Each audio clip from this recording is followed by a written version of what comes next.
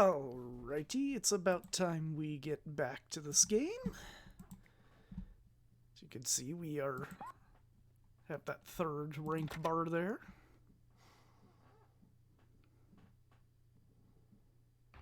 Any day, thank you. This time tunnel leads to Western Africa in the 14th century. It's the height of the Mali Empire, and a pivotal pilgrimage should have hit the road by now. The problem is, no one's going anywhere. See what you can find out. If there's one good guide who knows great empires, it's antiquity. She's going with you, so look to her for guidance, time cuffs, and another Chronopedia chapter. Better dress for warm weather, time trooper. Good luck.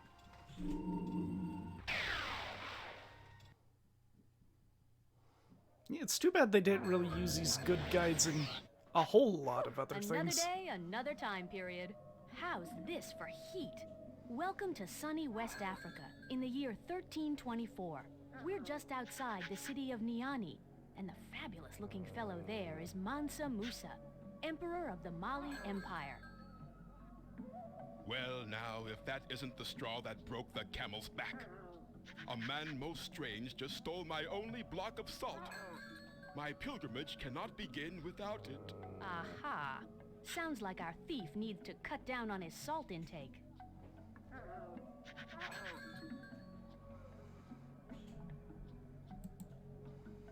Sand-blasted. Carmen's about the only thing that stays mostly consistent through stuff. Without that salt, we're going nowhere. Although I will admit I do like the Netflix interpretation of Carmen.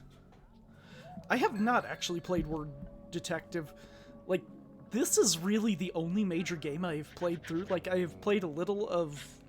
I think it's Where in the U.S. is Carmen Sandiego? But yeah, like... This is the only real Carmen game I know. I am Mansa Musa, ruler of the great Mali Empire here in Western Africa. Surely you've heard of me. Mansa means emperor or ruler, and my own name is Musa. So I am called Mansa Musa, ruler of one of the largest empires in the world. Someone has stolen my caravan's only block of salt. If my followers hear of this, they'll surely disband. And do you have any idea how long it takes to get 60,000 people packed up and ready to go? Salt is essential for the body. It helps us survive long trips through the desert by replacing the salty sweat lost to the hot sun. Water alone is not enough. We must have salt too. Yeah, I think I have ISOs of those by now. Why, yes. How gracious of you to offer. Take my gold staff and trade it for the largest block of salt you can find. The success of my pilgrimage depends on you. I wasn't done talking to you. Okay, thank you. Why, we are in Western Africa, of course, and we are standing by the outskirts of Niani, capital of my Mali Empire. Fate has been most kind. The Mali Empire is one of the largest and richest empires anywhere. In other parts of the world right now, there is much bloodshed and poverty. But here in Mali, we have peace, high culture, and great wealth. We can't complain. Also, I just remembered, I have tried a bit of, oh, what is it? It's right over here. Secret of the Stolen Drums on GameCube. I did not get very far in it. It's just currently sitting gathering dust right there on top of my GameCube.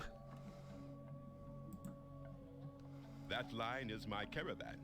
All the people, camels, and supplies that will join me on my holy pilgrimage. If you want details, just ask my official griot. He made all the arrangements. Griot.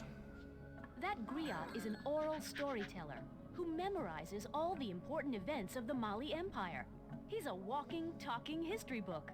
My griot excels in the telling of stories about amazing African empires, like mine.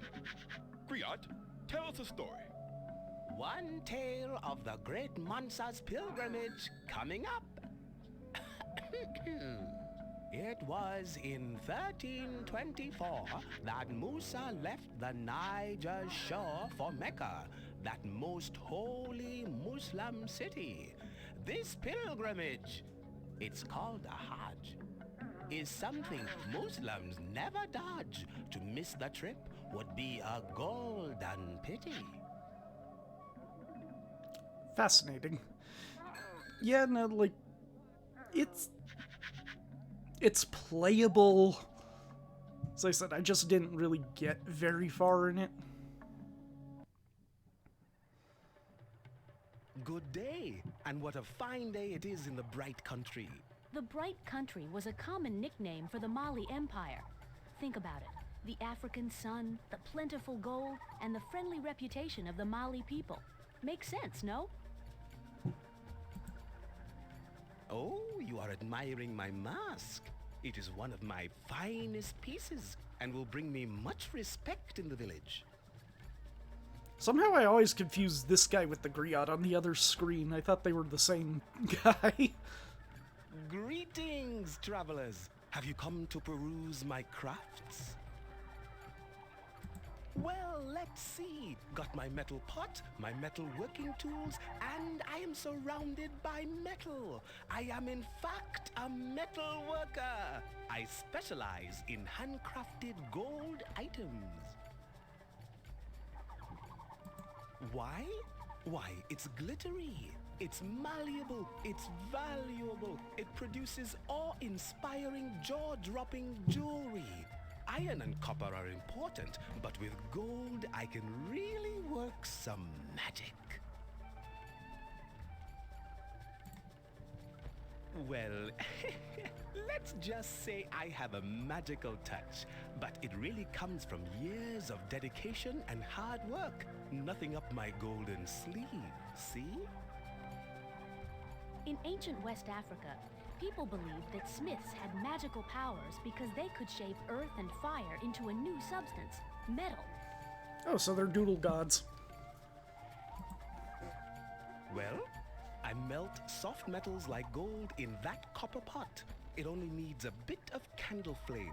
Then I pour the liquid into these clay molds here and do the rest of the shaping and crafting by hand. What? No, no! Gold never goes bad. What do you think it is? A banana? Gold can be melted and reshaped endlessly. You might even own some gold once worn by an ancient pharaoh. Yeah, and we might have even got it straight from Queen Hatshepsut, huh, Trooper? If she ever gave us gold, yes. Gold is beautiful and useful for many crafts, so everyone wants some. But gold is also quite hard to find. Put these together and you have yourself a truly precious metal. Definitely not. See, if everyone had all the gold they wanted, then people wouldn't value my golden jewelry as much. Lucky for me, gold is quite rare.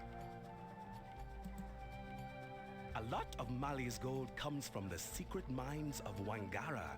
The miners keep the location of the mines a secret, so only they know where to find it. Before I move on with him, Goodbye, traders! I don't think I've ever tried going to this screen first before mounting the staff. See the 20-foot-high walls behind me? They're the outer walls of the fabled city of Timbuktu, where the camel meets the canoe. Ah, yes. Very clever. Timbuktu is a splendid trading spot, centrally located between the camels of the desert and the canoes of the jungle rivers. It is my favorite city in all of Mali. A Carmen note. I thought something was afoot with this camel. Where cities meet desert sand. Welcome, my fine friends. I am a humble Muslim and an honest salt trader at your service. By Allah, being Muslim means I am a devout follower of the teachings of Islam. Most of the traders around these parts are Muslim. Over the years, we have established huge trade networks across Africa and Arabia. Well, hard work helps, of course, but it also helps that most traders are Muslim.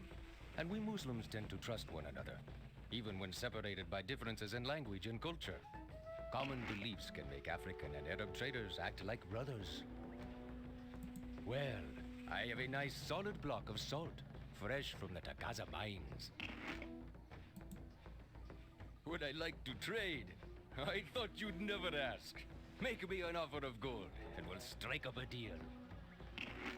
Well, I carry my salt by camel across the vast Sahara, all the way from the Tagaza mines in the north. Camels are amazingly efficient animals, quite well suited for desert travel. They can go for weeks without water. They also have wide, soft feet, perfect for walking on loose sand. Gold? Have some gold. What a lovely staff! It looks like quite a bit of gold. Throw it on the scale to see if we can make a deal.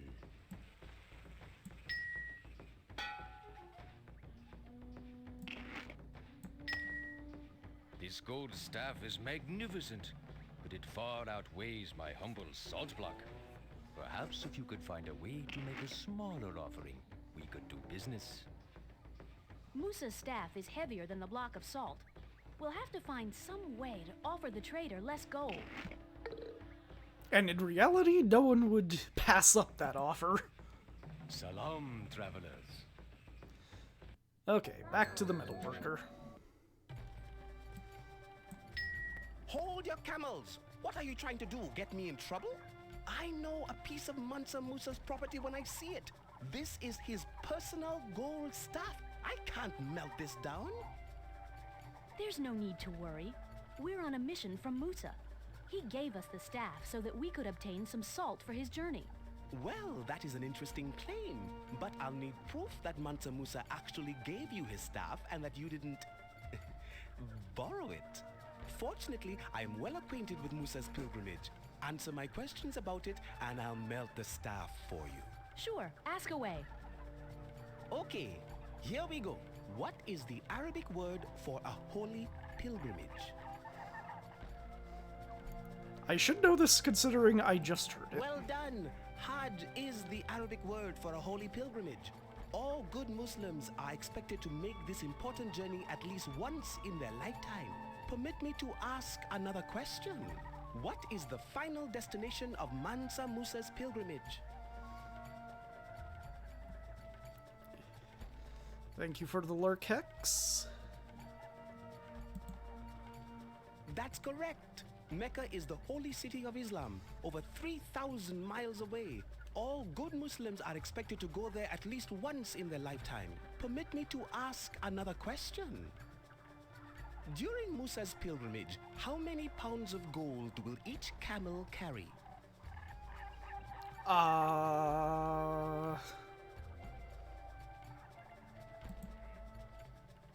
No. Guess again. Permit me to ask another question. Musa's journey will take him through an ocean of sand. What is the name of this vast wasteland? That's correct. The mighty Sahara takes up much of the North African continent. It is not an easy task to cross it, but Mansa Musa is a devout and determined Muslim. Nothing will stop him. I'll give you another chance. During Musa's pilgrimage, how many pounds of gold will each camel carry? Shit. Correct. Okay. 300 pounds. I remembered for each it was a camel. 3. It's a real treasure trove, and the Mansa will need all that gold to finance a long and extravagant journey to Mecca. According to the history books, Mansa Musa gave away so much gold while traveling that its value dropped in Cairo. His wealth and generosity literally put the Mali Empire on the map. My doubts are dispelled. Yeah, Steve. 300 I seems a am bit well and much. truly That's why I convinced went that with you 30 come the as first messengers time. Of Mansa Musa.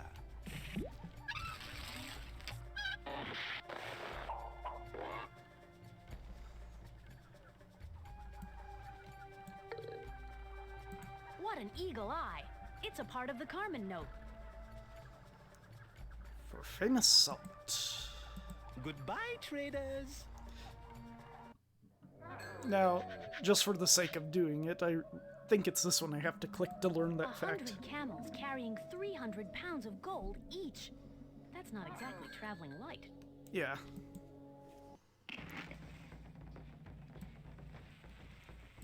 Ooh, yes. There are some nice bits of gold there.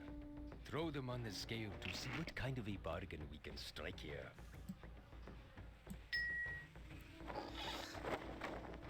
Alright.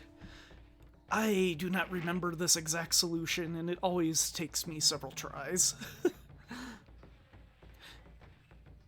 I know most of this game well. There's going to be a part probably in the final mission that'll trip me up too. And yeah, this scale puzzle always trips me up. I think it's like this. Oh, oh, damn it. I almost had it. I have the distinct and somewhat moist feeling that your offer is not generous enough. We can do better than that, Trooper. We'll need just a little more gold. Oh yeah, that's the final case. I'm more referring to the one where we have to basically travel through every period to try to find Carmen.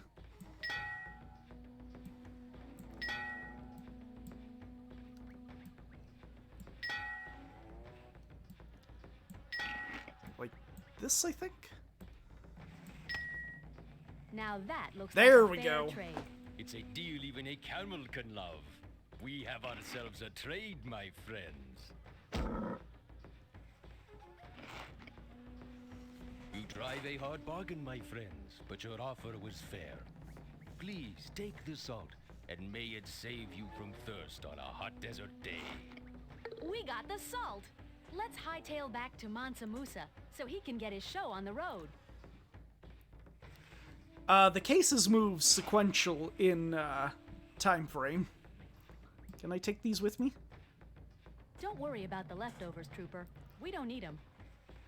But I want the gold. Salam, travelers.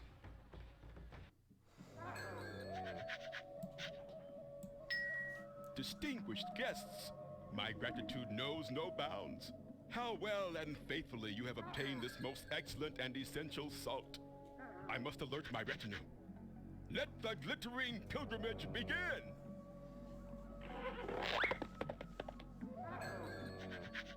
Note. Holy pilgrimage! You found the last piece of the Carmen note. Let's have a look. Oh yeah, there also be the Constitution mission. I always kind of fudge up that one too.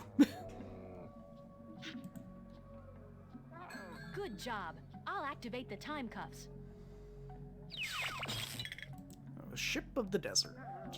Da-da-da-da-da.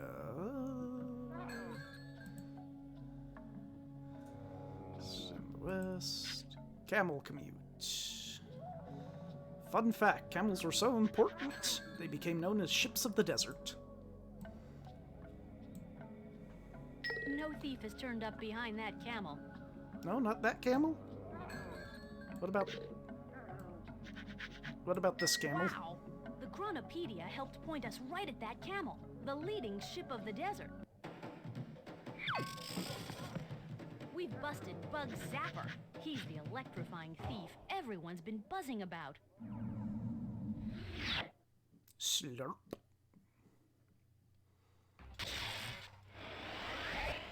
All right, Bugs. Gig's up. We're hauling your sorry mug downtown with us. You think you're smart, eh?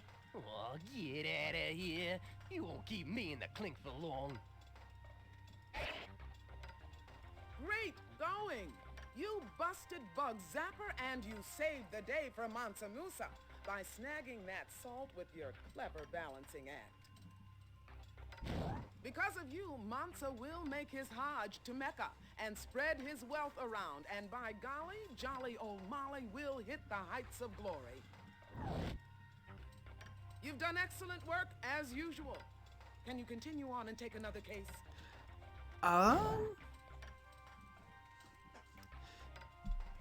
I don't really have a favorite mission. I tend to favor the earlier ones, though, over some of these later ones. Like the Roman Empire and the, feudal England. You're moving on to Germany in the 1400s, birthplace of mechanical printing. The first edition of a very important book should be on the shelves by now, but it's nowhere to be found. Time for a title search time, Trooper. Ah, this mission. This time, that genial genius, Ivan Idea, is going along as your good guide. Good luck, and don't forget to read the fine print.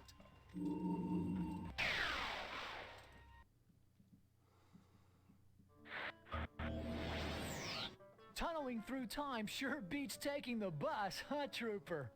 Welcome to Minsk, Germany, 1454. Looks like we're in a printing shop and... Hey! That's Johann Gutenberg! We must be in the world's first printing shop. My masterwork has been stolen, gone before the ink was dry, and this mess, ink and printing type everywhere. I'll be the laughing stock of millions. Ooh, that's a Johann, tough my one. man, your troubles are over. We're on the case. Out of these ones, golly, I've also got to remember all of them. Probably rock.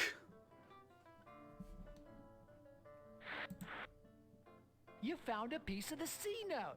Pretty soon it'll be Carmen herself who's hanging out to dry.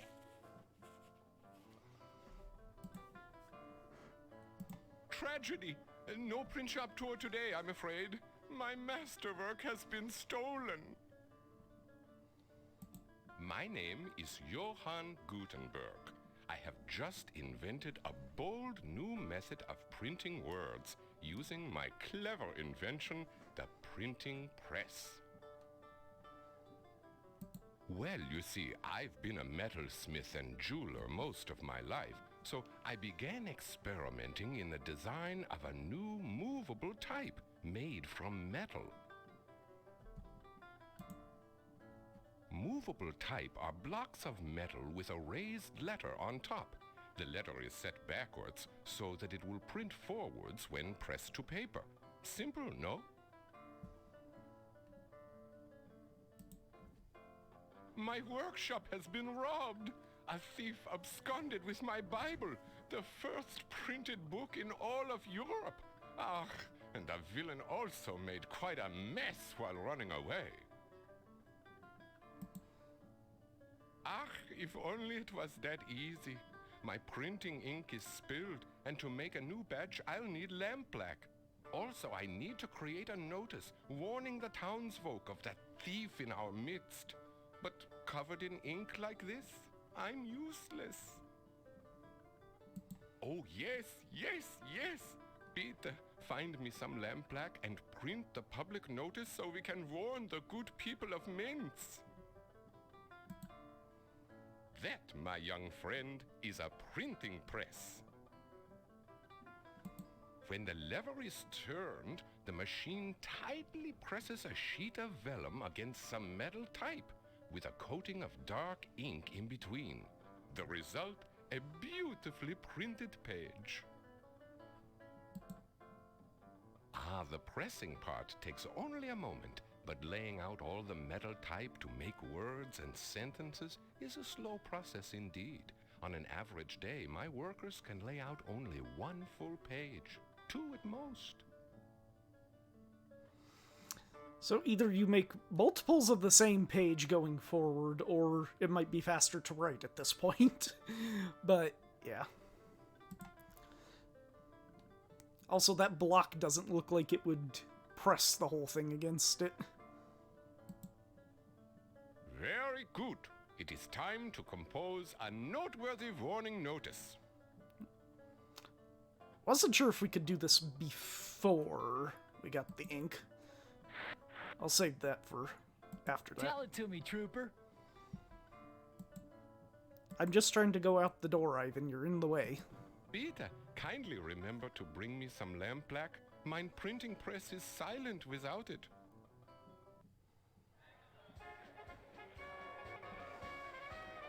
Oh yeah, this is one of the smaller ones. It's only 2 screens big. Good eye, Trooper. You snagged a piece of the C note.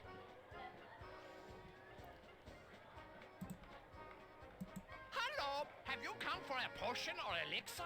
I use only the finest metal ingredients. Why, I'm the butcher. Oh, no, that's not right. Oh, yes. I'm the alchemist. The most renowned alchemist in Minsk.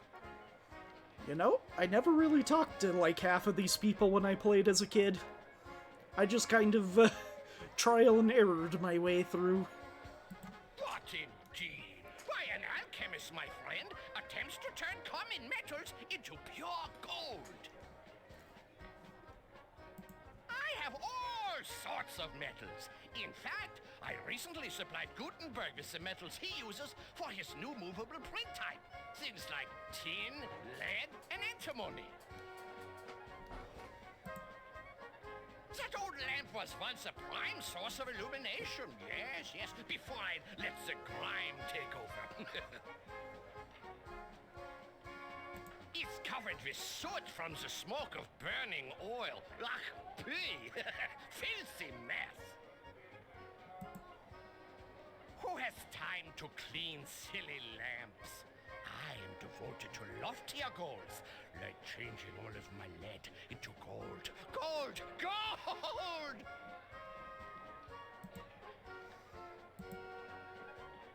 Yes, filthy, yes. This oil lamp is caked with soot. No good for light. All yours if you want it. Yoink. What about the chicken? That Whose chicken's tail's on seen fire. cleaner days.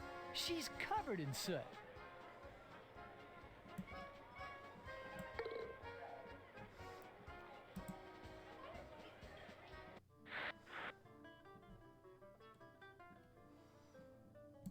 Here, have a chicken.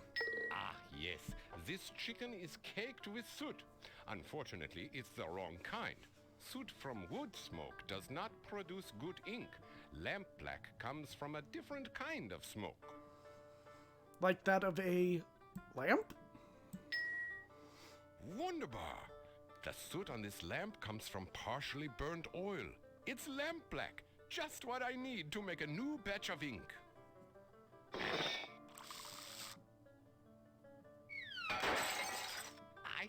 Sorry about that lamp. Well, it's a good thing he didn't need it. Also, I'm not sure why we can pick up this chicken. But we can pick up a chicken. Good enough for me.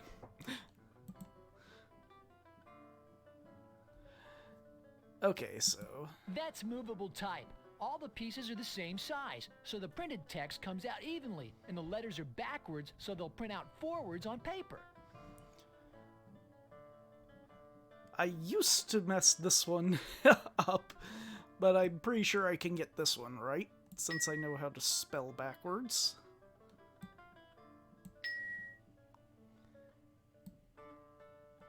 If on the loose.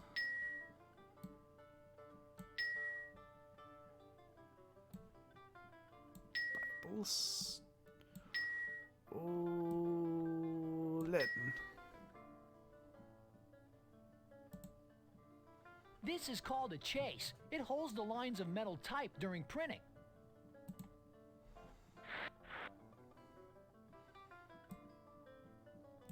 Good. Let's ink.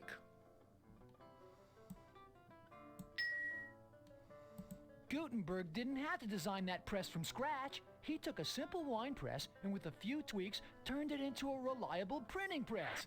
Way cool.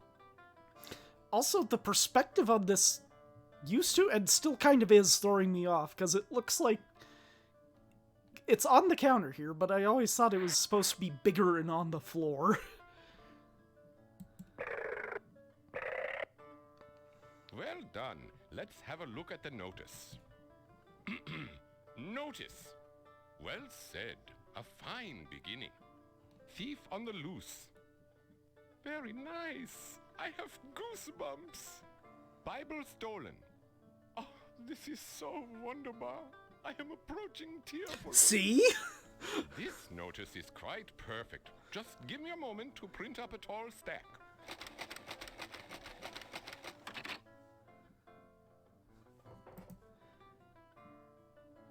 And voila! Enough notices to wallpaper the city twice over. I'm off to put up these notices and warn the good folk of Minsk about the thief. Like, the perspective is just weird on the shot when Gutenberg was standing in front of it. Oh yeah! You got the third piece of the C note. Let's decode this baby. Hide by the major metal of Johann's printing type. I'll just activate these time cuffs here. So yeah, chicken is a red herring item. Let's see. Experiments, blah blah blah. Sheen. Does it say what it is?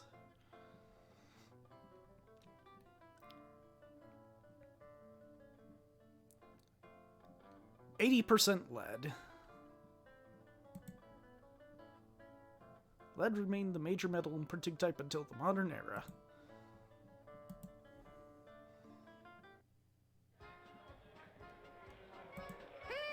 Gutenberg's thief notice. Yeah. Made that on his newfangled printing press device, did he? Now bad news can travel fast. Copper, iron, zinc. Zinc? This metal is zinc, atomic number 30. Zinc is useful in producing metal alloys, like brass. Gold, silver, lead. That metal is lead, atomic number 82. The big number means big atoms, which explains why lead is so heavy. I'm thinking lead. Yes, lead into gold. It could work. Elemental! Lead is the major metal in Gutenberg's type, and that's just where our thief is hiding.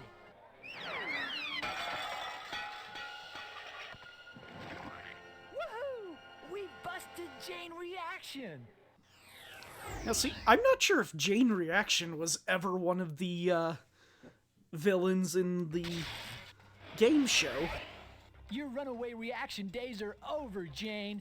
You're going on ice at Acme. Dream on, detectives. You've got me under control for now, but there's a meltdown coming soon, and her name is Carmen Sandiego. If she was one, I never saw an episode with her. Way to go! You put the chains on Jane Reaction, mastered the printing process, and got Gutenberg back in the biblical bookmaking business. Thanks to you, the printed word will carry the world's wisdom to bookshelves throughout history. Librarians everywhere, thank you. Work like that deserves a reward. Hey, can you handle a promotion? That's what I Good, thought. because now you're a time detective. And if you want to try your title on for size, there's another case brewing. Can you start working on it? Yes. Come on. Oh, hey, it's time to change discs. What is the key?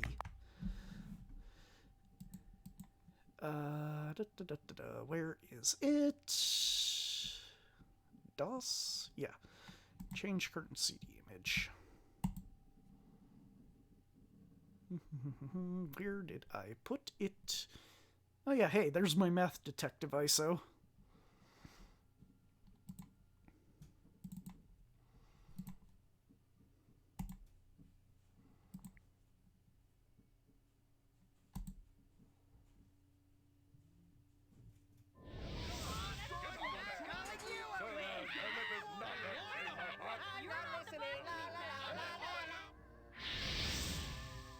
How could they all be caught? The dimwits. Looks like it's time for a jailbreak, Carmen Sandiego style. A few tweaks to the chronoskimmer, and I'll be there in no time. You fools need bailing out, I see. I'll just chronoskim you past those outdated bars. Stand back. I have more history hijinks planned for us. So, back to the past we go.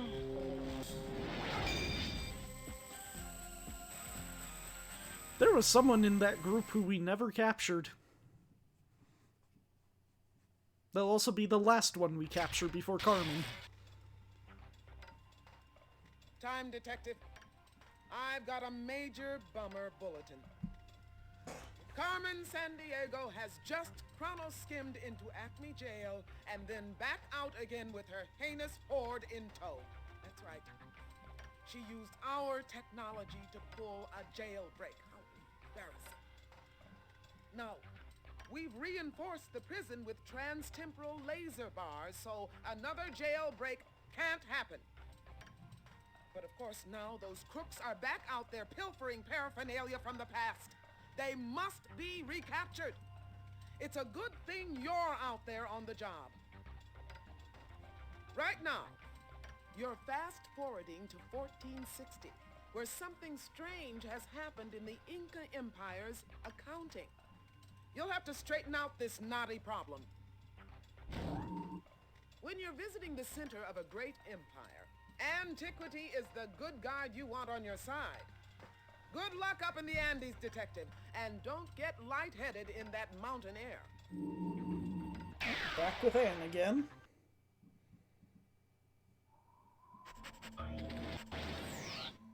You know, you'd think they'd serve more than just a snack on these long time flights. Antiquity here. If you're feeling woozy, it's the altitude. We're way up on top of the Andes, smack dab in the middle of the Inca Empire. The year is 1460, and that's Emperor Pachacuti Yupanqui over there, the head honcho of the Inca Empire. May the mighty sun scorch the demon's eyeballs. Someone has stolen my quipus. All of our records lost. My empire will fall apart at the seams without them. Whoa, he is losing it. We'd better investigate the situation. Before we do, save and return to roster. We no longer have bars. We have a star!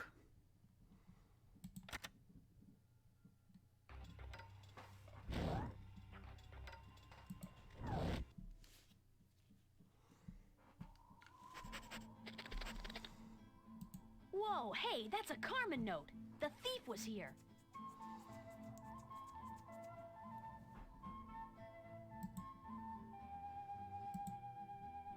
My administration is in a shambles. The outer regions are already grumbling. I am the great Pachacuti, ninth ruler of the Inca Empire and descendant of the gods. Well, we could debate that point all day, but I'll tell you this. I'm the greatest Inca leader ever. My armies have conquered lands to the north and the south. My empire now includes over 12 million people. Well, first I rebuilt Cusco here, the capital of the empire. Then I really got busy, channeling rivers, building agricultural terraces, inventing state religions, those sort of things. I pride myself on an efficient empire. He said Cusco, and the first thing that came to my mind was, what's his name? Cusco! My quipus have been stolen. Without them, I can't keep track of things in my empire. A quipu is a long strand of knotted string used to record numbers. It is very exact. I use quipus to track all important numbers related to my empire, like population counts and inventories of food. You see, all surplus food made by the people is collected here in Cusco. Then, if a particular region is struck by famine, I can send them some food from my royal stockpile.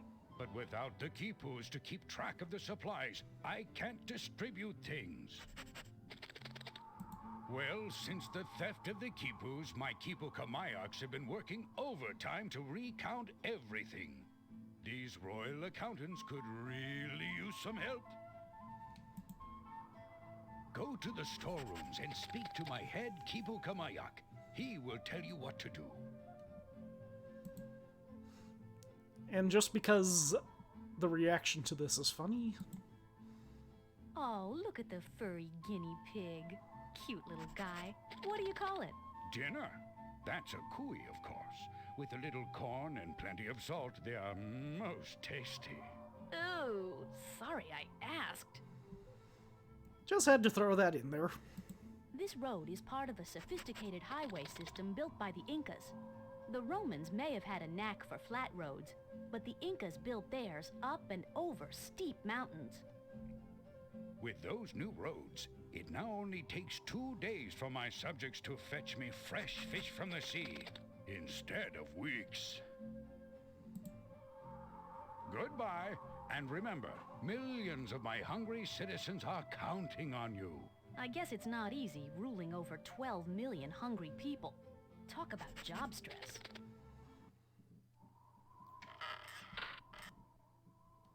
These nuts are wearing me out. We'll never recount the supplies in time. Yes, I'm the head Kipu Kamayok. I'm in charge of all the Kipus and all the counting. I count everything. Not only the number of citizens, but every item in our storerooms. I get so stressed sometimes I have to count llamas before I can fall asleep at night. Do they spit at you? After the theft, I'm trying to recount all the goods in the storeroom. We have corn, potatoes, and cotton here. But how much of each? I'm just not sure. It's a kipu. I have to knot hundreds of them to replace the ones that were stolen. Each of the knots has a number value, as does each color of string. By tying different knots on different colored strings, I can record exact numbers. Like the number of llamas in the Empire, for example. Well, I was trained to do this in school, but it's not too hard. It's all in the fingers, really. Easy. See those storerooms? Please count everything inside each one. Then mark down the number by putting corn kernels on the nearest counting frame. Sure. By putting corn kernels in the empty spaces on the counting frame, you'll record specific numbers. Here's a big handful for you.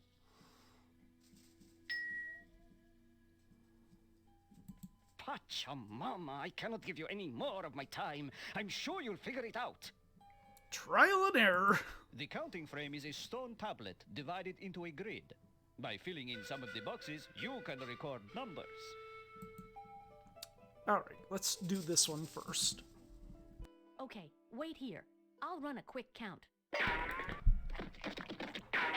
I counted 1,574 ears of corn piled in there. I know, I'm a really fast counter. 574. It's a gift. Okay, let's use that counting frame. Use the counting frame to mark down the number of corn cobs in the storeroom.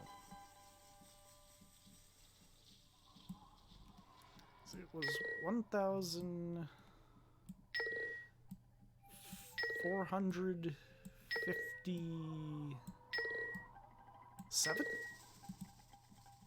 According to what you've marked on the tablet, there are 7,541 ears of corn in the storeroom. That doesn't agree with my count.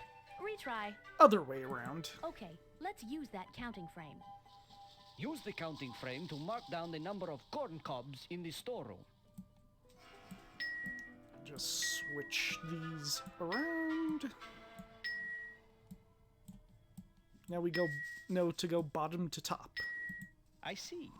So you say there are 1,457 ears of corn in the storeroom. That doesn't seem to match my count. We'd better try again. Wait, what was it then? I counted 1,574 ears of corn in there. 574. Okay, let's use that counting frame. Use the counting frame to mark down the number of corn cobs in the storeroom.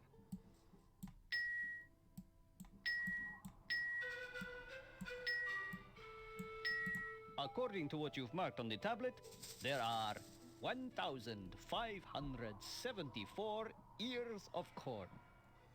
There we go. That's correct. Will you do the same for the other storerooms? I have so much to do. Hang on to your hat. I'll be right back. 3,029 potatoes. The spuds were really flying in there. 3,029. Okay, let's use that counting frame. Please indicate the quantity of potatoes in the storeroom on that counting frame. 3,000. 29.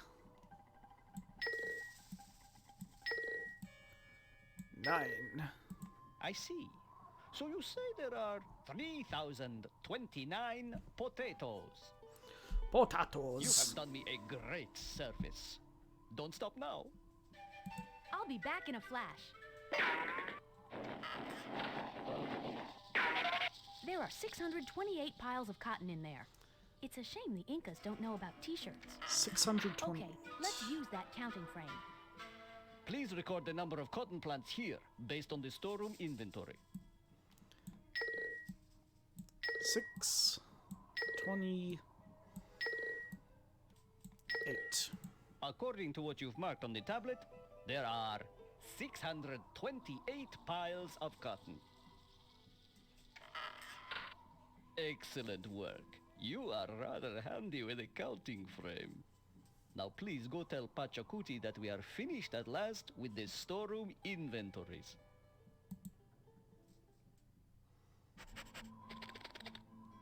Hello again, my faithful friends. What news have you? Ah, my profound thanks for your clever counting skills. But there remains one more important task to complete. Can you help me with it? I need to transport some food to a distant village suffering from famine.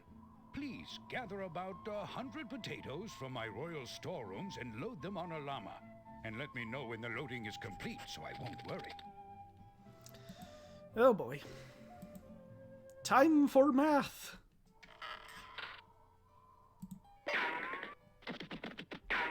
Spud heaven. I grabbed exactly 115 purebred potatoes and stuffed them in this sack. We're good to go. Very good. But before you go, please adjust the counting frame to match the reduced number of potatoes in the royal storeroom. We keep our surplus potatoes in there. No, we have enough potatoes already. It's time for some llama loading. Yeah, I was hoping you'd give me a count. Okay. Let's see. We still have 3,029 marked here. We'll need to account for the 115 potatoes we've bagged. Okay. One sec. Calculator. 3,000... Oops. 1,029 minus 115. 2,000. Please indicate the quantity of potatoes in the storeroom on that counting frame. 900 and 14. By your markings on the counting frame, you've indicated there are 2,914 potatoes. Perfect work, Detective. You've updated that counting frame to account for all the potatoes taken from the storeroom. Now to walk back and talk to the dude again.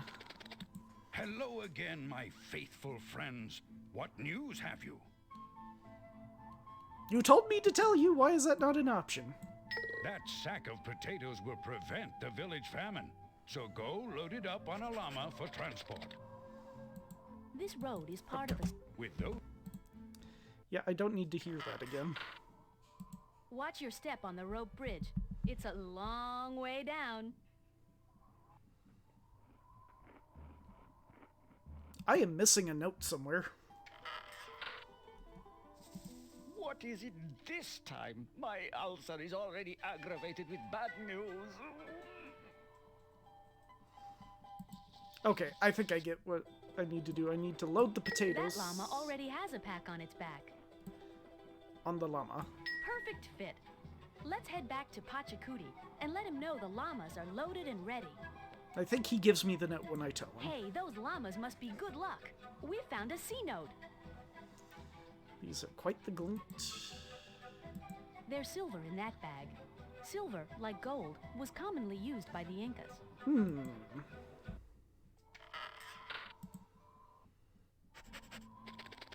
Hello again, my faithful friends. What news have you? No, thanks to you, I now have the Empire running smoothly again. But you might be able to help me interpret the strange symbols I found on this paper. Holy mama llama! It's the third Carmen note. Tears of the Moon. I'm activating the cuffs. Watch out, villain. Here we come. Let's see here. Great Inca Conqueror, lots of knots, naval power.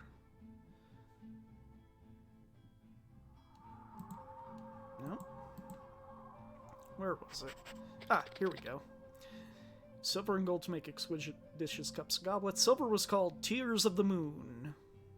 Gold was Sweat of the Sun.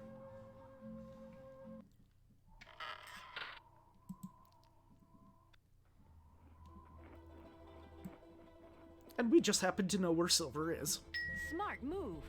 Silver was called Tears of the Moon by the Incas, so our thief must be hiding in that sack of silver. Time for a high-energy high five. We've nabbed Chain Reaction.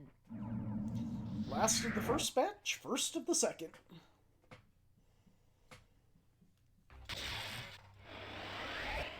You're headed back to the Acme lockup, Jane. And with its patented new laser bar security, you won't be escaping again. You've caught up with me again, agents, but you'll never accelerate fast enough for a collision with Carmen. Congratulations! You re-jailed Jane Reaction, recaptured the accounting quipus, and fixed food distribution for the whole Inca Empire. Thanks to you, Pachacuti's kingdom will grow far and wide. And speaking of empire builders, Carmen has already pulled another time heist. Can you take the case right now? Well, of course she already pulled it. It's in the past.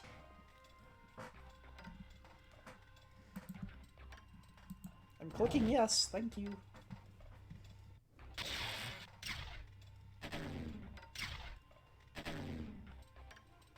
You're speeding toward the coast of Spain in 1493, where an Atlantic Ocean traveler is lost at sea.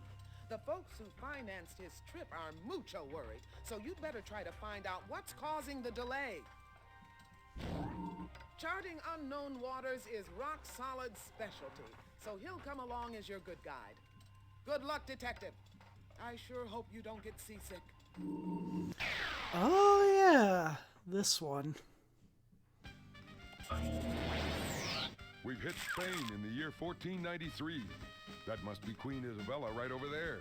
You know, Isabella earned a place in history by supporting the explorations of Christopher Columbus. But at the moment, the Senior Senora looks royally upset. Disaster! Columbus has not returned from his voyage to China. I can only guess that he has been lost at sea. My advisors warned me that his plan would sink. Hey, it sounds like one of Carmen's crooks has put a crimp in Columbus's plans. Let's talk with the Queen and see what we can do. Now there's a movie about Christopher Columbus, I remember. Let's see if I can find it.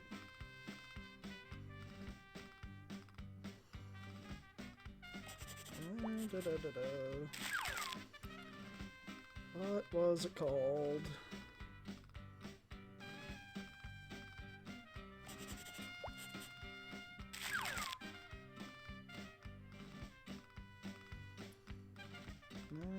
No.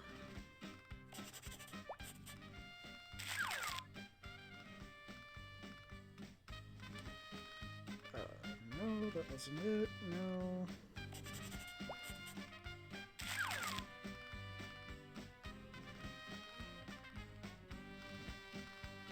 No.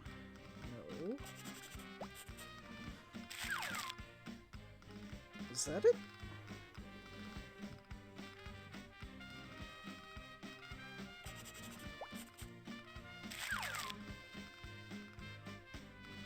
Yeah, that's what it was. The Magic Voyage. It's like about a... What is it? A, plot. The adventuring woodworm named Pico eats away at the corner of Columbus's cube globe, which convinces him that the Earth is round. It was in 1992. It was actually German. It was dubbed in English. Anyway.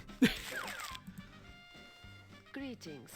You are welcome in the royal court of Spain, although you've come at an unhappy time. I am Isabella, Queen of Spain and ruler of Castile and Aragon. Also, this mission probably would not be in a modern remake of this game. My husband Ferdinand and I made this a great nation. By uniting many warring groups in the country, we created the powerful United Kingdom of Spain. Christopher Columbus sailed away 8 months ago to find a westward route to China, but he has not returned. I fear his decision to sail west was not the best. If Columbus is safe and sound, he must be found. He sailed west, so you must too, to find him. You may take this ocean map for the westward journey. A map. Most sailors reach China by sailing around Africa and heading east. Columbus insisted that since the world is round, he could reach China faster by sailing west instead. I'm searching for the fastest trade route to China. Marco Polo indeed. His route runs across land and takes far too long. A sea route to China will be faster, and ships can carry more goods than camels. The Portuguese already have an eastward sea route, so I hope to find a faster way to the west.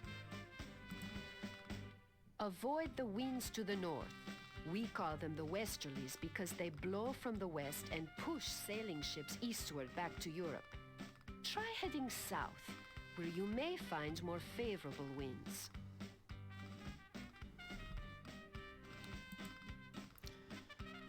This is a puzzle I'm not fond of, honestly. Good luck crossing the vast ocean. May the wind and current be always at your back. We're almost ready to cast off. But first, let's learn to navigate. Use the mast to adjust the sail. When the sail is open, we'll blow with the wind. But when the sail is closed, we'll drift with the current instead.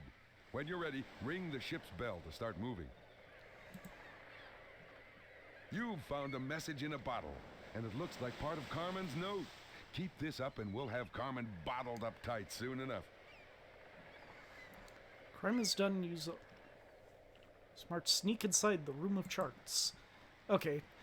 You can tell what way you're supposed to be going, or what way you'll go with the sail or the thing by the waves and the clouds. Let's look at the chart. We need to get to this square. I think these were the winds she was talking about.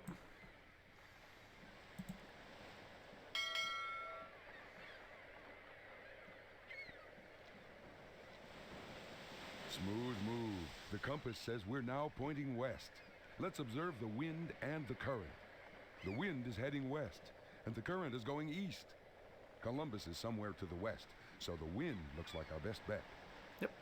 Try opening the sail to catch the wind, then ring the bell. Aye, aye, Captain. The sail is open, so westward blowing will now be going. Hold on to your hat.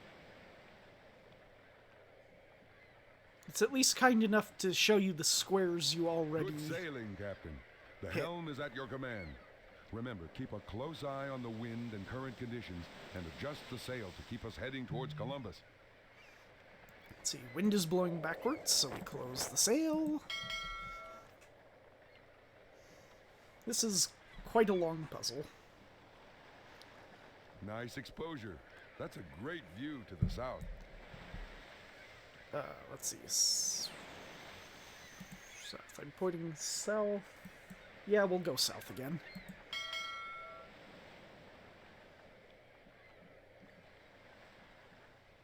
Nice exposure. That's a great view to the south. South again.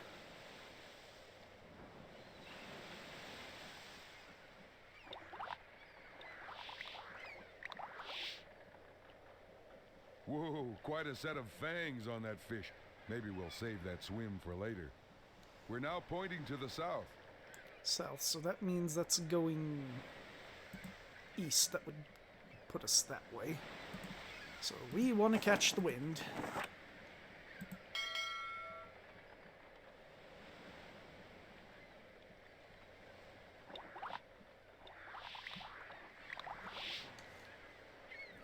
Shark-infested waters were a constant menace to ocean-going ships in the 15th century.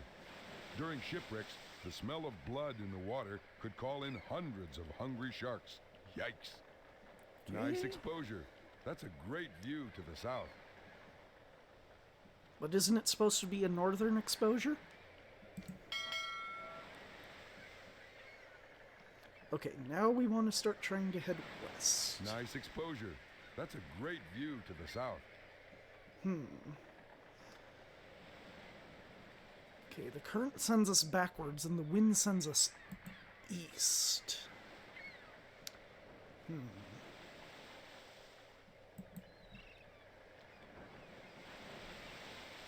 Nope.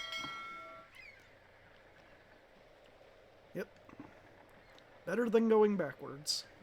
Nice navigating. Now we're aiming east. Wind sends us west, and the current sends us south.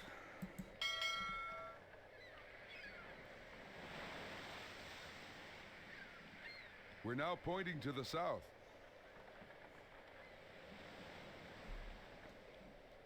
Looks like the current takes us west.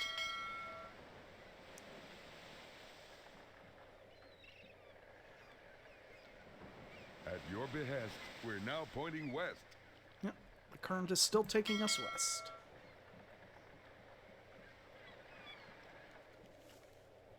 At your behest, we're now pointing west. And the wind.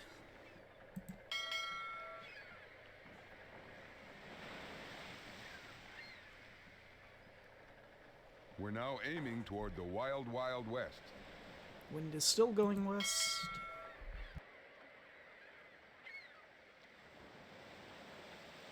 We're now aiming toward the wild, wild west.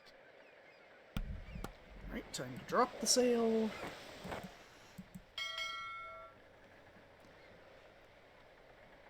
This could have been a much smaller map. At your behest, we're now pointing west.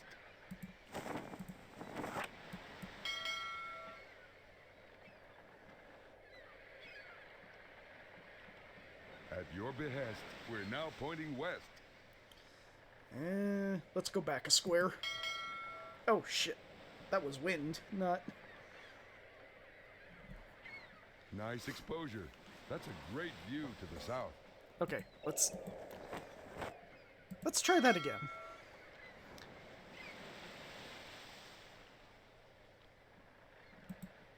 The compass is needling north, and we're matching it. Okay, I want to go up a square now. Nice navigating. Now we're aiming east.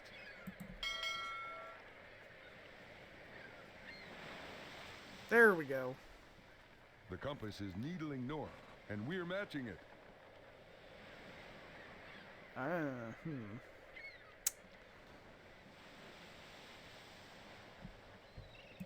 So I'm either going north or south.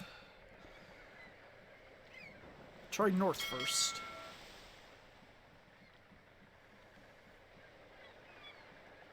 The compass is needling north, and we're matching it. Catch the wind.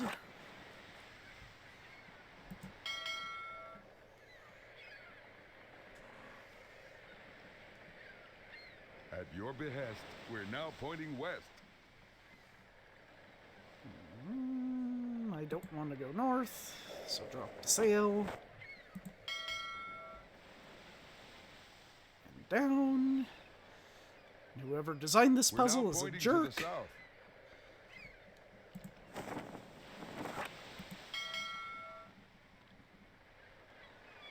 Almost there. Drop the sail. I don't mean to sound like a windbag, but when the sail is open like this, it catches the breeze, pulling the ship in that direction. Yes, I know. That's why I'm trying to close it.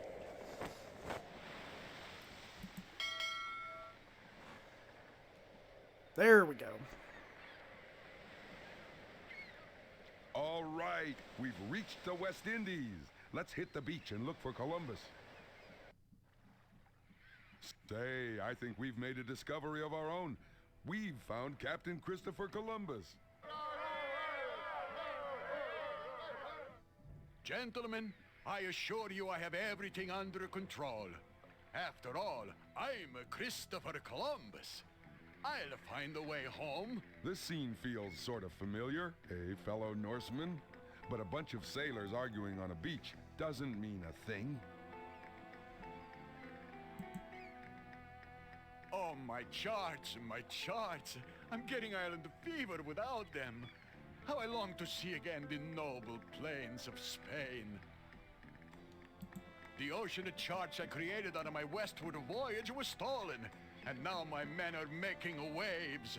They refuse to sail back across the sea without a good map for navigation. A grubby-looking thief wormed his way on board, posing as one of my crew, and hooked my charts.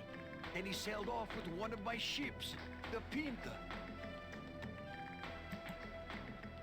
My sailors are a suspicious lot.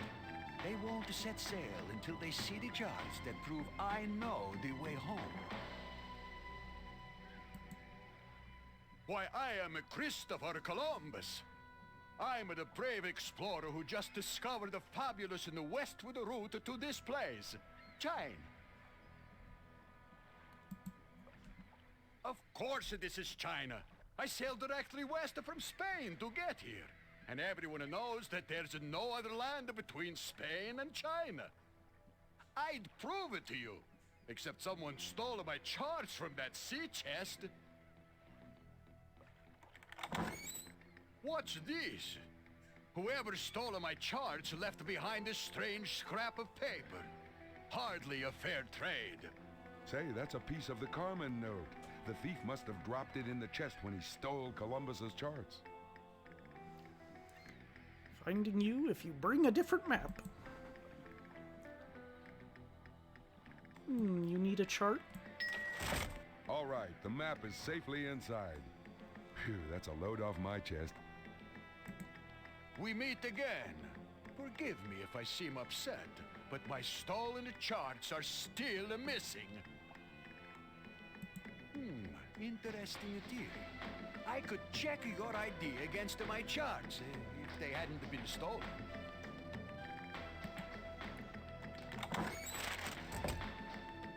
What's this? There's a chart in my chest. It's not the original, but it has all of the information to make an eastward sea journey. All right, men. I forgot to mention that a great explorer always carries a second map.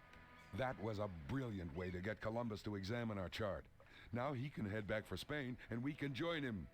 I suspect our thief plans to meet Carmen at a time portal in Europe, and we'll be there. I'm a little surprised the thief doesn't get away, considering how long this puzzle takes. Shall we take another look at our chart? Don't worry, we're stocked with plantains from the islands of the West Indies. I find them quite appealing. Well, out we go. After that move, we're now easing eastward.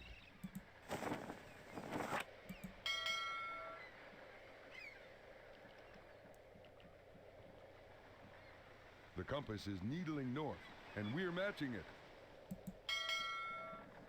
Now, that wind that was mentioned, we kind of want to get to that. The That'll compass cut is it down. needling north, and we're matching it.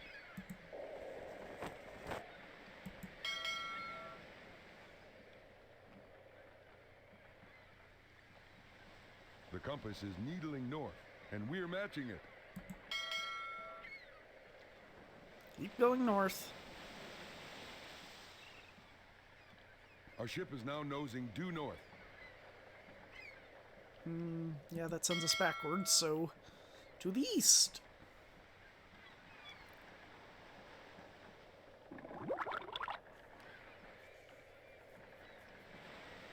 Good grief. I believe we've found the Sargasso Sea. Nice navigating. Now we're aiming east. And north again.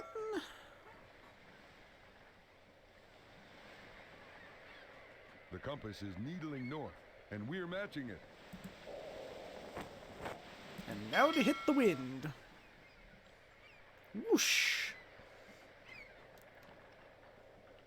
We're in the westerlies. These winds coming from the west are blowing us straight east towards Europe.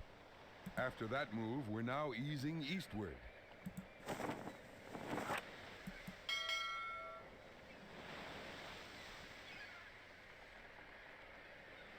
After that move, we're now easing eastward.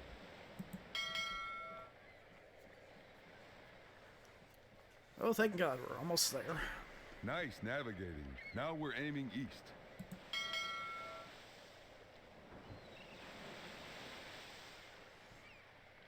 After that move, we're now easing eastward. Since I don't exactly have a favorite mission, I can say, though, this is one of my least favorite missions. We're back in Europe at last. Let's hurry back to Spain and hook that crook. Columbus, you've returned. We thought the sea had swallowed you up. The sea is no match for Christopher Columbus. I made many great discoveries on my voyage, and I could not have returned without the aid of these helpful travelers. But now, Your Majesty, let's turn to that new title and those grand rewards we discussed.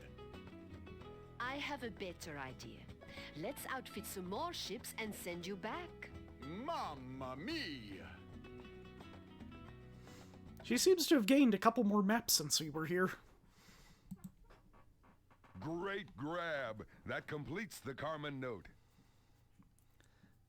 The only chart with the New World's face should be your crafty hiding place. Hang on, I'll fire up the time cuffs for some arresting action. And something looks a little out of place in this room now. Something like an accurate map of the world? Eureka! That's a map of the New World. The only map which shows the American continents. It's the one from Carmen's note.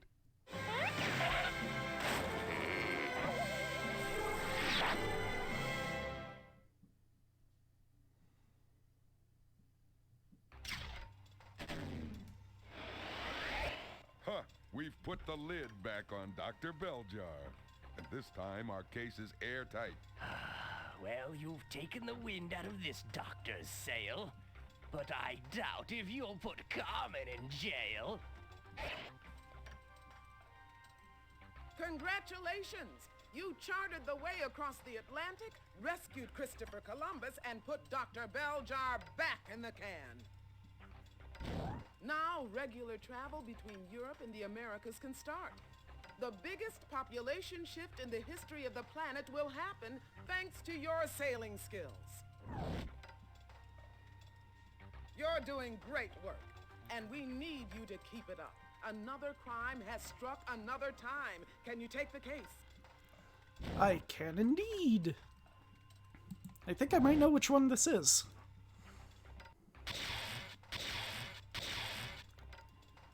You're heading for the height of Europe's Renaissance.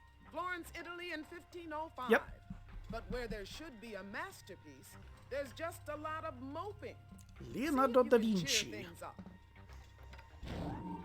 I wouldn't think of sending you to the Renaissance without Renaissance. Great painter and good guide. Good luck, and remember to keep your detective work in perspective. Hey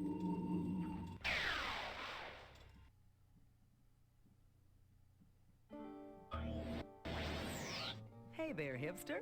Where are we now, you ask? Let's see. Italy, 1505. Yes, it's a Renaissance, all right. That fellow over there is Leonardo da Vinci, my artistic idol. I wonder why he stopped painting.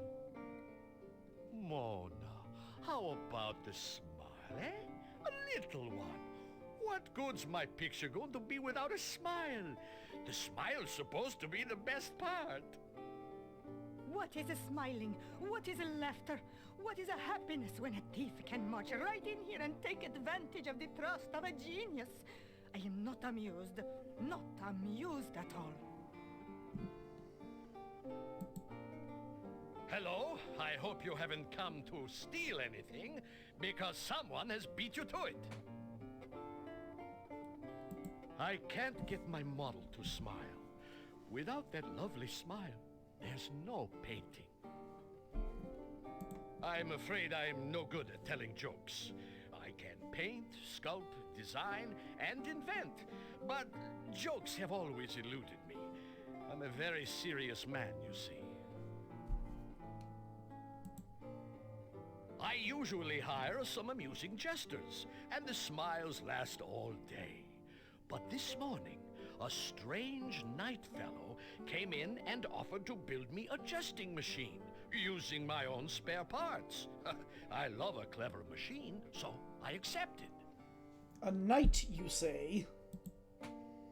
It worked at first, but then there was a commotion, and the jesting just quit. The knight had vanished with my notebooks and damaged his machine during the escape. Now, the jesting machine is useless, and Mona isn't smiling. That would be most kind of you, as I'm very busy painting. The sketches on the back wall should help, and there are plenty of spare parts in the other room.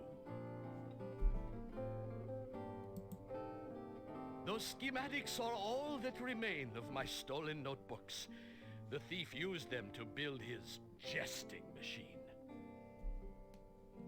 I am a painter and a sculptor, but I'm also an inventor. I have a deep interest in mechanics. I have a theory that the mechanical flight is actually possible. Do you think that's strange? Well, I don't like to brag, but a flying machine, an armored vehicle, rapid-fire crossbows, paddle boats, bicycles, and the list goes on. Of course, these were never actually built, but they do look splendid on paper.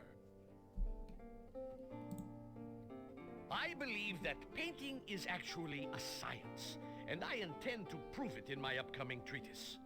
A scientific use of painting can help describe the complex and wonderful properties by which we see the world. Painters, like scientists, possess a knack for observation and the ability to translate these observations onto canvas. Painters are indeed intelligent people. Cranky, but intelligent. Oops. That was a little too low. Hello again. Can you believe that shoddy machine? It's drained all the humor from the room. I generally get commissions. A commission is a project that someone asks for and pays me to do. I've done commissions for the de Medici family and even a few popes. There we go. That's Da Vinci's handwriting on the tile. Talk about setting your words down in stone. Okay, let's take a look at these. Tooth wheel. Use the smallest gear wheel. A medium cam.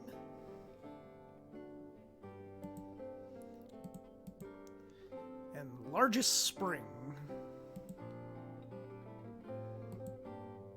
Ciao! Check this room. It's laid out in perspective. Perspective is an art trick, allowing the representation of three-dimensional space on a flat surface. It should help us distinguish between the different sized parts in this room.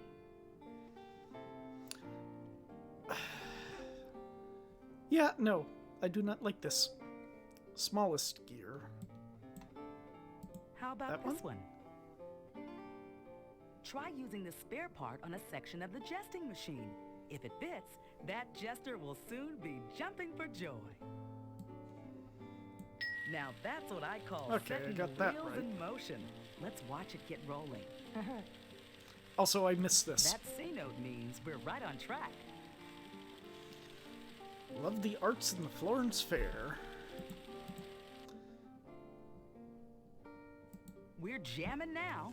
A Carmen note was gumming up that gear. Test today, my clever crook will be to snatch a Da Vinci's book. Medium cam, so... this one? This might work. Let's try it out. Try using the spare part on a section of the jesting machine. If it fits, that jester will soon be jumping for joy.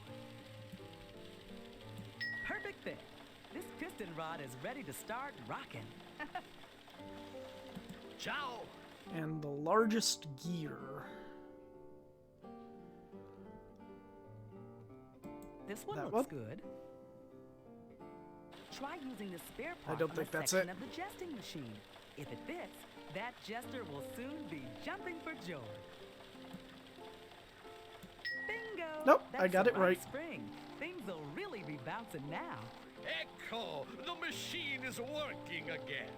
And with Mona modeling, I might get some work of my own done.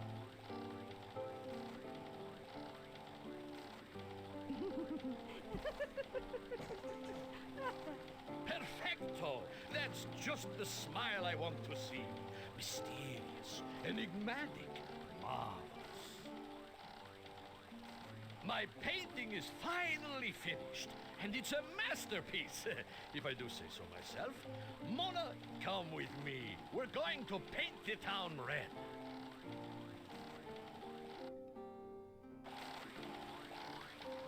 And up Whoa! it goes! That machine must have been the work of a vile villain, since no one in this age made a machine that could really fly. That makes Carmen note number 3. Now for the hard part, figuring out her cunning little word games. While others fret about a smile, just hide beneath a loot-drawn tile, inscribed in Leo's writing style. Now that the C note's complete, we can activate the time cups. So we obviously know these are words written by Leonardo, so we want... loot? We've already got the right gear spinning up a storm.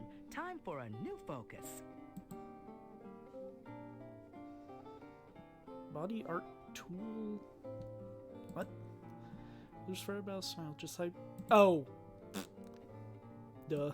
I remember now.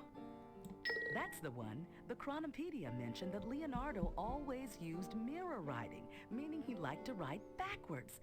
So if we spin the tool on the tile, we end up with the loot.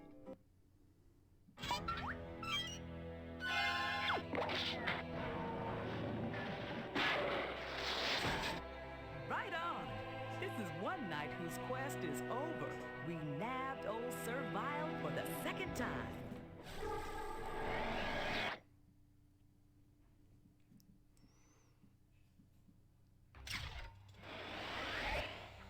Back to Acme Jail for you, Sir Vile. Perhaps we'll put that plate armor of yours to good use this time as license plates.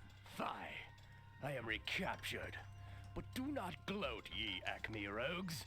Lady Carmen still roams free. Well done, Detective.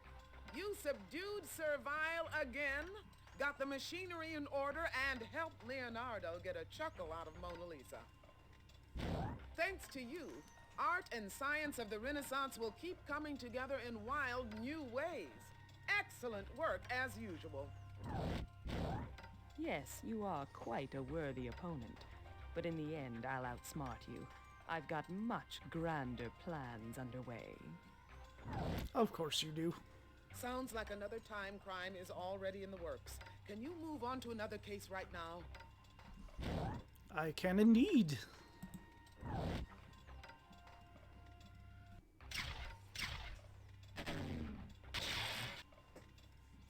Your next stop in time is the 16th century, in the heart of Central America. The century's most important Aztec ceremony should be starting right about now. But instead of worshiping, there's just a lot of worrying. Better see what's shaking. Here comes your good guide for this trip. Antiquity. No one knows ancient empires like Anne, so you're in good hands. Good luck and good searching. Is it just me, or are we using Anne a lot more than anyone else in this chunk? Time traveling has gotta be my favorite pastime. Okay, Crime Stopper.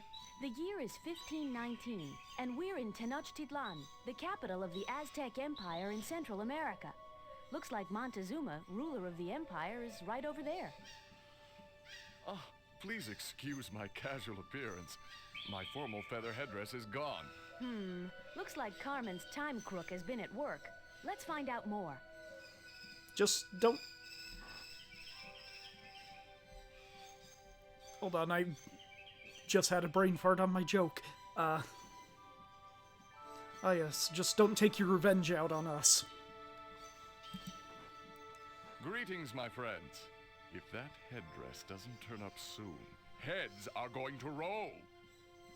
That voice sounds very familiar. I'm going to have to think on that as I listen to it. I am Montezuma, ruler of the mighty Aztecs. All the land around bows under my dominion. I'm preparing for an important event, the Aztec Fire Ceremony.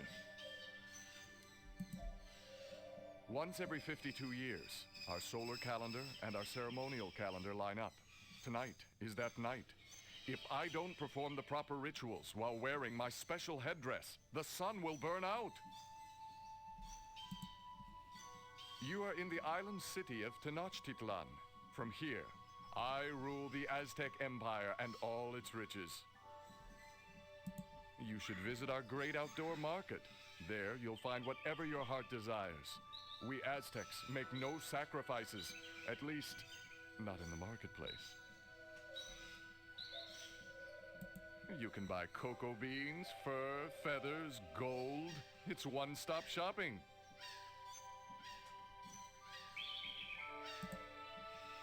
A thief heisted my royal headdress and headed out of here. If I don't get it back, I can't perform the rituals tonight properly, and the world will come to an end. I could make another headdress, but the feather worker who makes my feather clothes has flown the coop. It's always hard to find good help. Okay, I found the actor.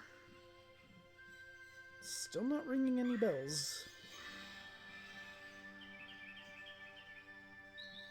Look at his complete filmography. Yes, go to the feather worker's place, see what materials are there, then find whatever else you need to make some headway on my headwear. Ah, okay, that's why he sounds familiar. He's Calypso in the Twisted Metal games. Also, I saw Charles Martinet listed in the cast for this game. We haven't met either of his characters yet. Those pots contain cocoa beans, which we Aztecs use to make our favorite drink, hot chocolate. We love cocoa beans so much that we use them like money. Nothing special. You are welcome to take them. Okay. Yoink. And yoink. That big stone is covered in symbols representing myths and rituals of Aztec life. It's called the Calendar Stone. Imagine hanging that on the refrigerator. And imagine it being unearthed saying the world will end in 2 years. Anyway.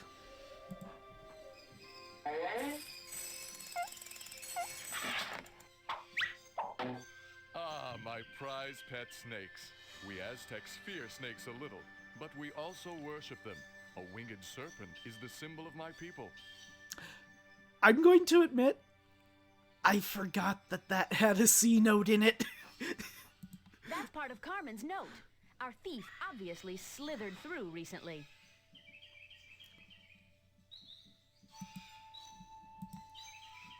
Goodbye.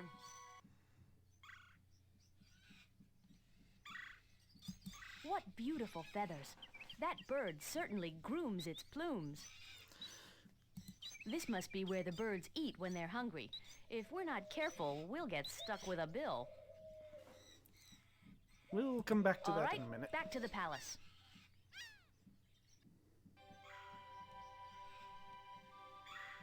Farewell. What a mess. Some scatterbrain left things scattered all over the place. Alright, let's start putting this together. Might as well, why not? Not that terribly difficult.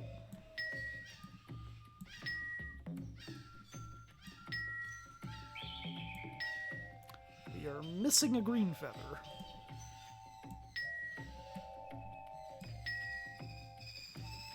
And a blue.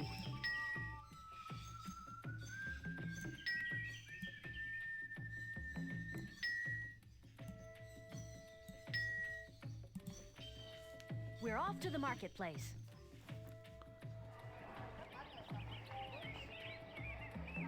Good afternoon. Perhaps a trade for you today? I am Ictomato, the best trader in this great marketplace of Tenochtitlan.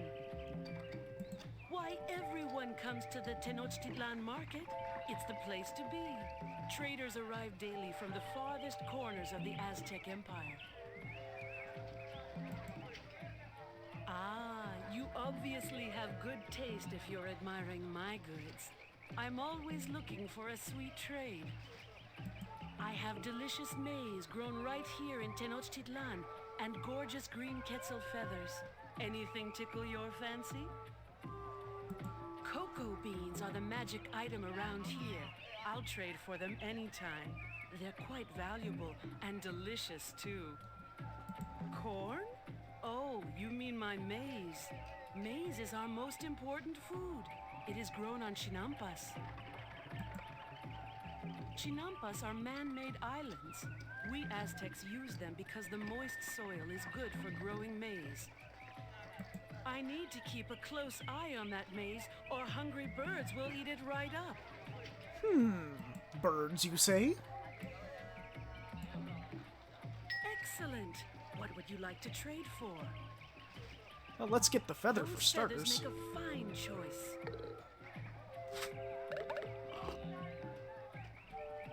It's a beautiful day for trading. Do we get to talk? Nope. Here, have the other one. Excellent. What would you like to trade for? Good selection. That maize is very fresh and tasty. It's about time for corn grilling season. Bye. Come back soon. Okay, so I think this is the right feather. Yep. Back to the palace. That is one of my royal bird whistles. You are welcome to borrow that bird whistle, but you'll have to put it back if you want to borrow another. Goodbye. Okay. I am not sure what exactly the hint for figuring this out is. Might have something to do with the basis?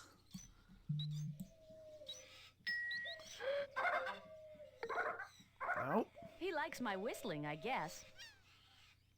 I'm not sure there is anything All right, to do back besides to the palace. trial and error.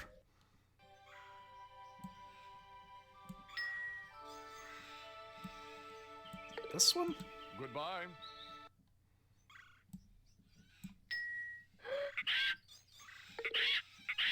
I don't think Polly wants a cracker today.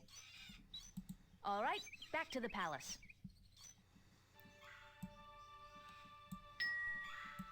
This one? Goodbye. I don't think it's random, but it's also been years, and I thought it was that blue one. Nope.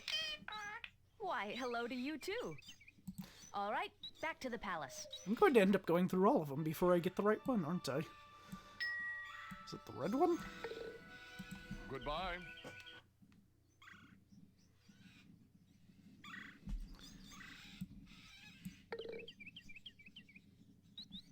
Come on.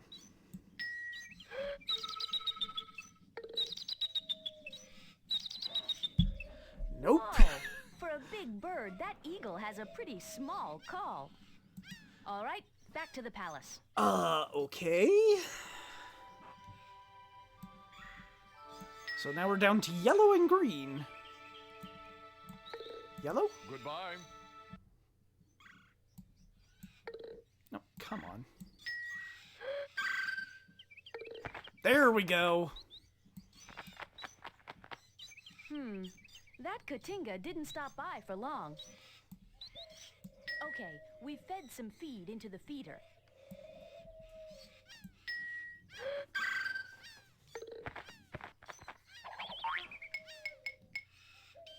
Good thinking. The blue Katinga had to drop that feather before it could munch up any maize. That's the rare tail feather of a blue Katinga. Let's not get flighty with it. All right, back to the palace. Farewell. Also, I seem to have missed a Carmen note somewhere. We're off to the marketplace. Oh, right here, behind the Carmen feather. note. You really can find everything in this marketplace.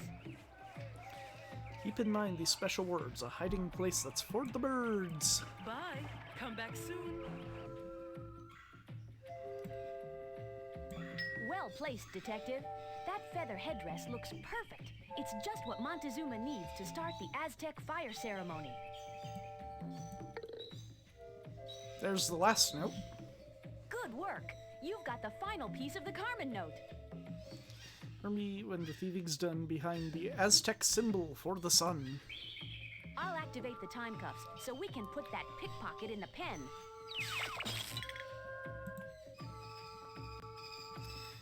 I believe the eagle was the symbol of life-giving sun god. Back to the palace. I'm curious. Great balls of fire! Don't leave with that headdress. I need it for the fire ceremony. Okay, you can't skip giving him the headdress. I couldn't remember. You have my eternal thanks. With this royal headdress waving on my head, I'll have the world fluttering at my feet. Time to start the ceremony.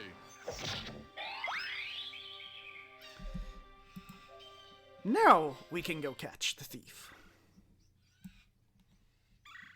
Of course. The eagle is the Aztec symbol for the sun, so it's time to go supernova on a thief. We've squashed Bug Zapper flat for the second time.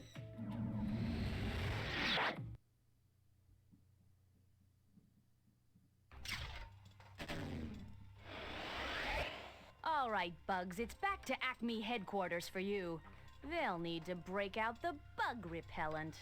All right, you's got the zap on me, but you'll never catch the buzz about Carmen's real plan. Yes! Bugs Zapper is behind bars again. Montezuma is under a new headdress, and the Aztecs have another day in the sun, all because of you, Detective. Congratulations! You've enabled the Aztec culture to fully spread its wings and have a permanent influence on Mexican history and culture. Good going. But it looks like there's fresh villainy ahead. Can you take another case right now? I think that was 6, but since there's 19 overall, I have to do one extra somewhere, so might as well do it now.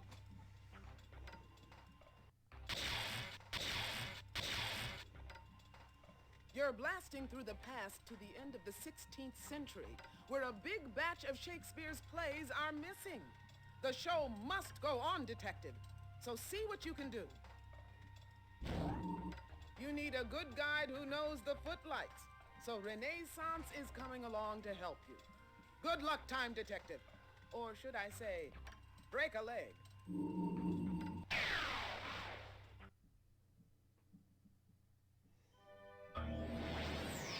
there's one good thing about traveling with the Chronoskimmer. We always arrive everywhere right on time. We've arrived in London, England, near the Thames River. The year is 1599. And look, over there, the famous Globe Theatre is being rebuilt. There's Queen Elizabeth surveying the construction. Those players move so slowly I may never see my play. You'd think they were building the entire world rather than just the globe. Well, first... Congratulations, Detective. That's a Carmen note. You hear the drums call, make your entrance at the stage. Good day, gentlefolk. Just look at that building. By my crown, it has more holes in it than my father, King Henry VIII, had wives. Ouch. You may indeed, and I shall reply that I am none other than Queen Elizabeth of England, ruler of all Britain. England is an island fit for a queen. Our crowning achievement is the theatre. The world's best playwrights and plays are blooming right here in London. Oh, all the world's a stage, you know, and our English theatres are among the best in the world. My favorite playwright is William Shakespeare, as fine a poet as ever penned a play. That's the Globe Theatre. The actors moved it across the Thames and are rebuilding it. And I fear their delay may impede tonight's play to be performed in my honor. Why did they move it?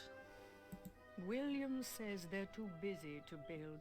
He muttered something about a theft, and all the actors now needing to relearn their lines. I wish I knew. You may take my royal boat across the Thames and get those actors to work.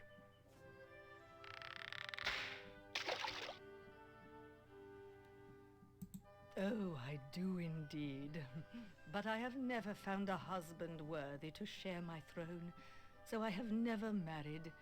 It's lonely at the top. I've encouraged exploration of the New World and defeated the Spanish Armada.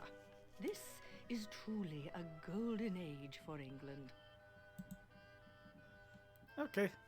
Across the sea we go. Time for some globe-trotting at the Globe. Just look at this Globe Theatre. Swiss cheese doesn't have as many holes. We can see William Shakespeare right through this wall. Oh, how much longer shall I endure the slings and arrows of this outrageous fortune? The globe is still not done, and you, Burbage, you must learn your lines. Let's rehearse again. Ahem. 2 beans or not 2 beans? That is indigestion. You're killing me, Burbage. It's to be or not to be. Try again. It looks like Shakespeare and his players are still rehearsing. Let's head inside. At last, we have an audience. Hey, you, grab a poster and let us know what rehearsal you want to hear next. So, this is one of Charles Martinet's characters. Shakespeare. Hail and well met. Please forgive the messy scene. The walls here do not yet surround the Globe Theatre. My name is William Shakespeare. Some people have accused me of making quite a scene around London, but honestly, I am just a playwright and one of Lord Chamberlain's men. We are a troupe of actors supported by Lord Chamberlain himself. Traveling actors are sometimes mistaken for vagabonds. Without the Lord Chamberlain, we actors and our plays might be run out of town. Comedies, histories, tragedies, anything that strikes my fancy and fills the theater. That man is none other than Richard Burbage, one of our most famous actors. He is a tragic character. That is, he plays tragic characters in dramas. Dramas used to be religious rituals, but lately they've become entertainment spectacles full of vivid language and intriguing plots. Everyone loves the new style. The original scripts for my plays have vanished. A strange thief stole them, and now I must teach my actors their lines, but I don't have a script. The thief looked rather like a witch. Maybe I can use that in one of my next plays. In the meantime, I have to reteach my actors and rebuild the globe in time for the Queen's performance. Why not help rebuild the theater? During our breaks, you and your stylish friend can keep my actors working on the unfinished wall. And a real quick talk about the dog. Great Caesar's ghost! Who let that foolish dog back inside? Out! Out, dumb spot! Oh, woe is me. I can't deal with interruptions now. I'm too busy rehearsing. Alright, let's try this. Ah, Romeo and Juliet. A boy and a girl from rival families fall in love, making their parents furious. In-laws, what can you do? What soft, what light through yonder window breaks. It is the east, and Juliet is the sun. Arise, fair sun, and kill the envious moon, who is already sick and pale with grief, that thou, her maid, art far more fair than she. Your fare is fair to middling, Burbage. Take a break and get back to work on that wall. Hey, where did Burbage run off to with that wall section? Let's tail him, detective. First. That's no play. That's a piece of the Carmen note.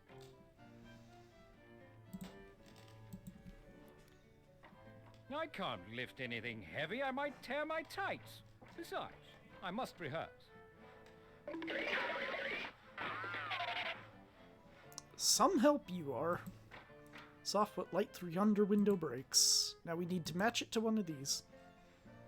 Well, that was easy. Excellent. We've filled a breach. A finished wall is coming into reach. And another piece of the note. A keen eye for literature, detective. That's the final piece of the Carmen note. Retrieve that which set the globe on fire. With a completed C note in hand, I'll power up the time cups. Yeah, but we're not going to find the thief for a while still. You have my thanks for helping with the wall. A void in my life has been filled. Henry V, a kingly choice.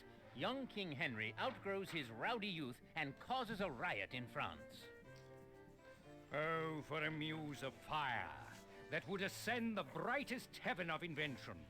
A kingdom for a stage, princes to act, and monarchs to behold the swelling scene.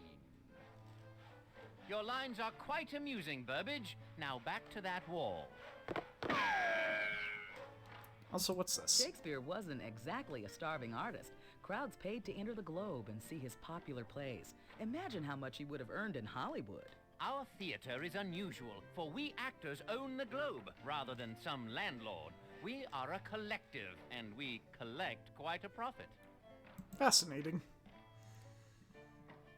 I can't carry this load another step. My bad back is acting up.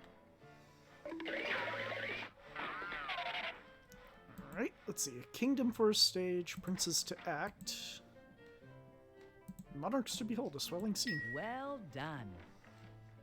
I don't remember the exact spots, I'm just getting lucky. By my troth, they're putting quite a spin on the globe. Our play might even start on time. Macbeth, who killed his Scottish king, but could not see trouble brewing. Double, double, toil and trouble, fire burn and cauldron bubble. Fillet of a fenny snake, in the cauldron boil and bake, eye of newt and toe of frog, wool of bat and tongue of dog. Burbage, perhaps you should stew over your lines while you work on that wall.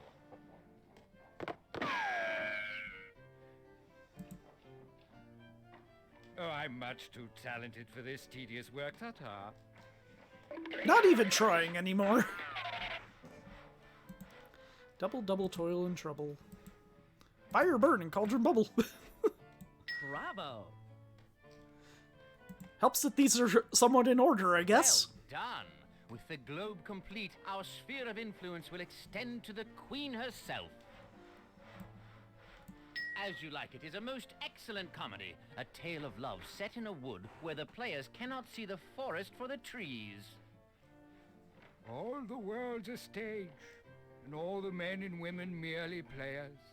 They have their exits and their entrances, and one man in his time plays many parts. And the more parts, the better. So now, act like a builder and get back to that wall.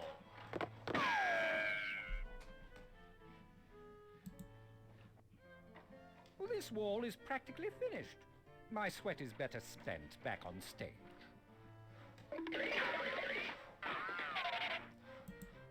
All the world's a stage. Ah, nope. It's not that one. Nicely done. Once more into the breach. Our wall is nearly complete. A Midsummer Night's Dream is my favorite comedy, full of lovers and mischievous elves. It's a classic fairy tale.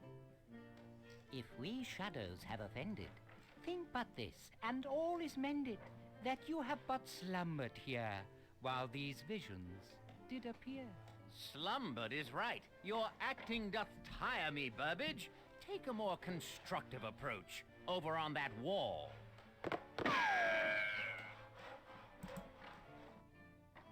I'm an actor, not a weightlifter. I must protect my delicate hands. Lazy good for nothing. Fantastic architecture, Detective. Well done.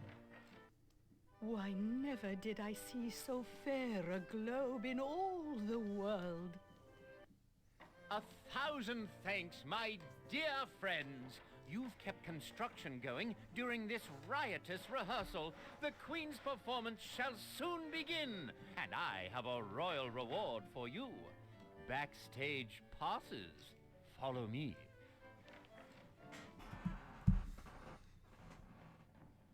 Hey, it looks like we're in the tire room where the costumes and props are stored. And the Queen's performance has begun.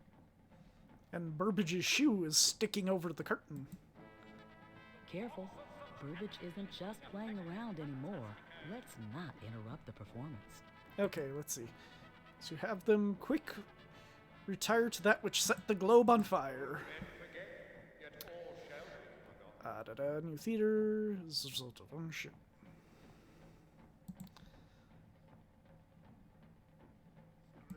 Okay, let's see. The Globe Theater was built in 1599 as a result of an ownership dispute between two theater managers and their landlord. Solved the dispute, the managers tore down their theater in northern London and rebuilt it south of London across the Thames. Okay, 1613, a performance of Shakespeare's Henry VIII. A spark from a cannon started a fire on the roof. Within an hour, the globe had burned to the ground. No one was hurt, but one man's breeches caught fire. Good thinking, Detective. The Carmen note referred to the thing that burned down the globe, and that was the spark of a cannon.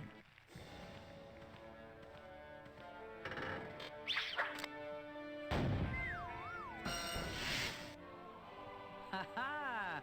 We've caught Medivh again.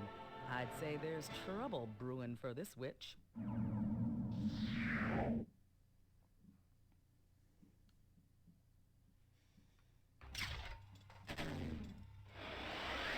Medivh, you're coming with me. We'll keep you under our spell back at Acme headquarters. A second seance in that Acme cell won't be a spiritual experience. But you'll never conjure up Carmen Sandiego.